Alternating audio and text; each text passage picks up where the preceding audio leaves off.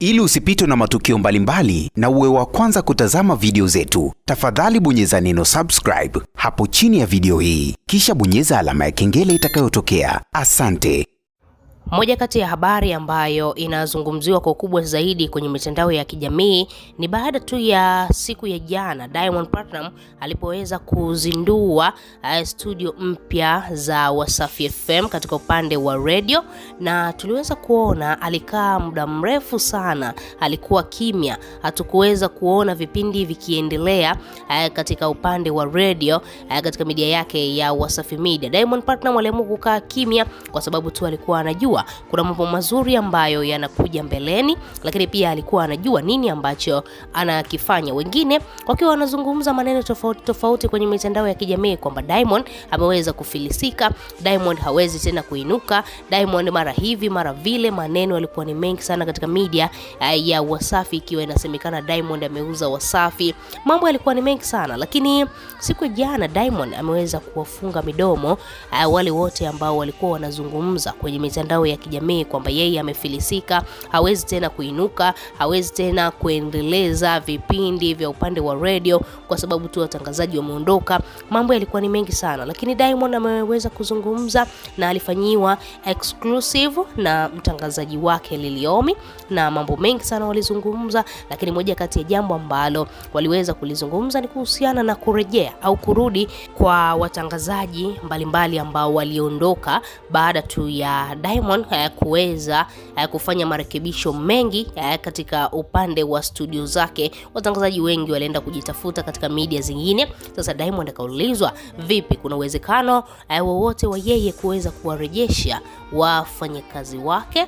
Ukiangalia wafanyakazi wengi sana ambao walikuwa wanafanya kazi, wengi wao walikuwa wanafuatiliwa sana katika vipindi mbalimbali. Ukiangalia kina Zembwela, ukiangalia kina Juma Lokole katika kipindi cha Mashamsham, na wengine wengi wakina Alia, na wengine wengi ambao walikuwa wanafanya kazi katika kipindi au vipindi mbalimbali katika upande wa radio. Vipi, Diamond ana mpango gani wa kuwarudisha?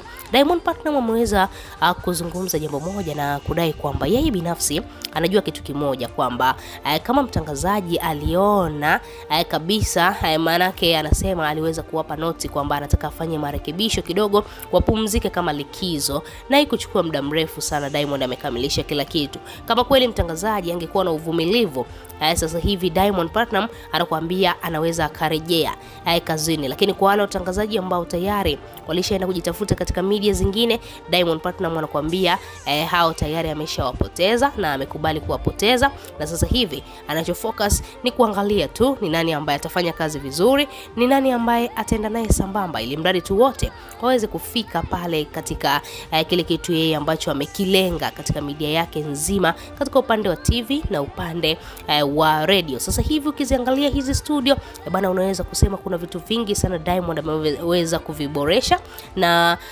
mambo mengi sana ambayo yalizungumzwa ni kutokana na zile studio za Diamond. Zilikuwa ni studio fulani hivi ambazo zimebana, lakini studio za sasa hivi Diamond alizozitengeneza, ametengeneza studio za kisasa sana.